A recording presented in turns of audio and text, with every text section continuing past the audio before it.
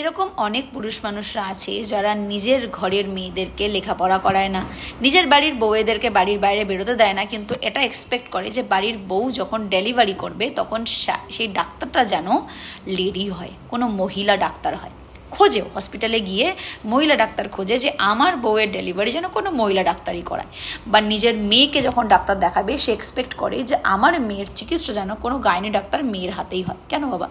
তুমি জীবনে নিজের মেয়েকে লেখাপড়ার ব্যাপারে ভাবো না, নিজের বউকে স্বাধীনতা দেওয়ার ব্যাপারে ভাবো না, যেটা যেটা যেটা মানে দেওয়ার তুমি কেউ নও তবুও, কিন্তু তুমি এটা এক্সপেক্ট করো যে তোমার বউয়ের যে সার্ভিস দেবে বা তোমার মেয়েকে যে সার্ভিস দেবে সে কোনো মহিলা হতে হবে।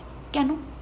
পরের বাবা মায়ের উদ্ধত্ত তুমি সহ্য করতে পারো যে সে তার নিজের মেয়েকে লেখাপড়া করিয়ে তোমার বউয়ের সার্ভিস দেওয়ার জন্য ডাক্তার তৈরি করবে, কিন্তু তুমি নিজের ঘরের মেয়েদেরকে লেখাপড়া করাবে না। কি আশ্চর্য না? এটা তুমি ডিজার্ভই করো না।